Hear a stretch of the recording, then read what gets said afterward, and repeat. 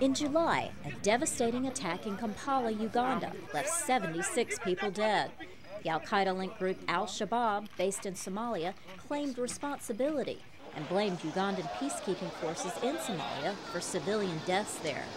In Washington, Attorney General Eric Holder announced the indictment of 14 people for providing support to Al-Shabaab, both here and in Somalia. As demonstrated by the charges unsealed today, we are seeing an increasing number of individuals, including U.S. citizens, who have become captivated by extremist ideology and have taken steps to carry out terrorist objectives. Many of the defendants are thought to be in Somalia, fighting with Al-Shabaab against a weak Somali government the U.S. supports. The U.S. government calls Al-Shabaab a terrorist group, and Holder had this to say. These arrests and charges should serve as an unmistakable warning to others who are considering joining or supporting terrorist groups like Al-Shabaab. If you choose this route, you can expect to find yourself in a United States jail cell or to be a casualty on a Somali battlefield.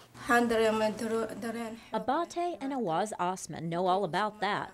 In 2008, their son went missing from their home in Minneapolis. The couple had heard rumors that Al-Shabaab was recruiting in their area, and they feared the worst. My husband was surfing the web and came across a picture that looked like our son. Their 19-year-old son, Jamal, dead in the fighting in Somalia. He'd been photographed by Somali government forces. We are very sad about what happened to him, and we ask God to bless his soul.